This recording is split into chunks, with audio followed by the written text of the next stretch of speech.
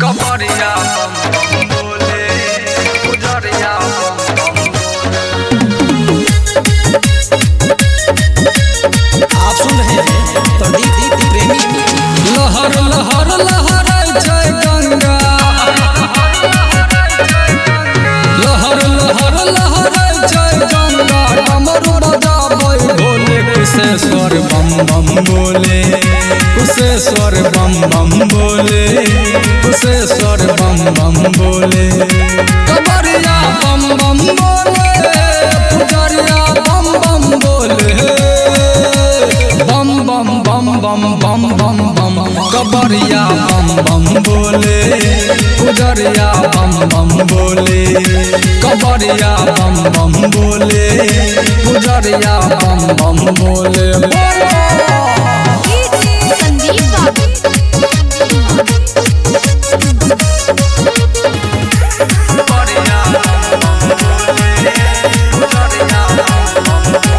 गजब सुहावन लागे गंगा जी के आरती घाट पर, गंगा जल सब कन के हाथे चढ़े छै शिव के माथ पर। गजब सुहावन लागे गंगा जी के आरती घाट पर, गंगा जल सब कन के हाथे चढ़े छै शिव के माथ पर। धुआं छोड़ चिलम रही भंगिया पिसाई, होला जयकार चारों ओर भोलेनाथ के, मठे मठे बैठा पलीटी सकाई।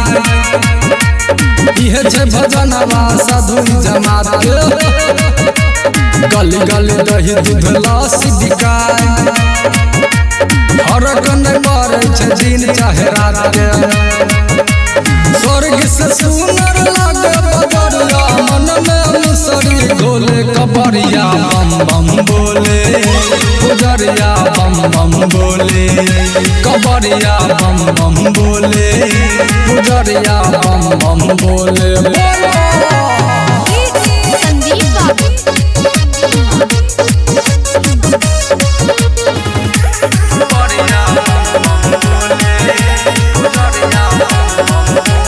सुबह कुशेश्वर लागे जेना दुल्हन कने सिंगार छै, संकट मोचन हनुमान जी के लागल दरबार छै।